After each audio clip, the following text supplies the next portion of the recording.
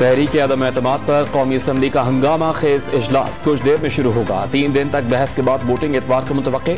मुत्तहदा opposition ने नए वज़ीर आज़म के इंतखाबी एजेंडे में शामिल करने का मुतालबा कर दिया।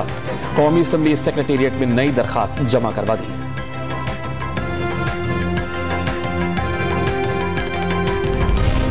मुत्तहदा अपोजिशन का वज़ीर आज़म को NRO न देने का ऐलान। ज़राए से चलाई जाने वाली गुमराहकुन खबरें मुत्तहदा अपोजिशन के फैसले को तब्दील नहीं करा सकती।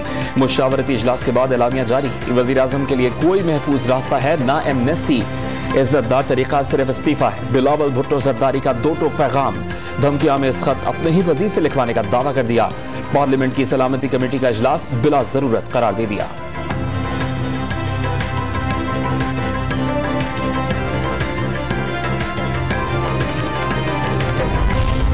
चीन का सर्द जंग के दौर की सोच को परवान चढ़ने से रोकने का फैसला।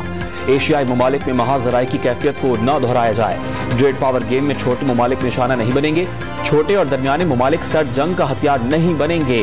चीनी वजीर खारजा की शाह महमूद कुरैशी से मुलाकात में गुफ्तगू।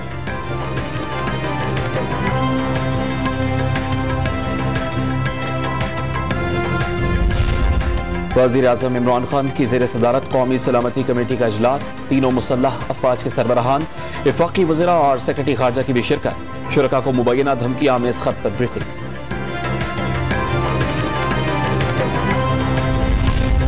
वज़ीर आला पंजाब उस्मान बुज़ार अपनी हैसियत के आखिरी रोज भी जाते जाते लाहौर को 2 इंतजामी यूनिट्स में तकसीम कर गए।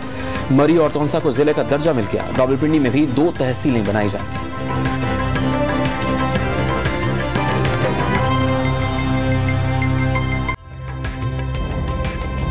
ताज़ा तरीन वीडियोस के लिए हमारा YouTube चैनल सब्सक्राइब करके बेल आइकन प्रेस करिए ताकि आपको मिले हर अपडेट सबसे पहले।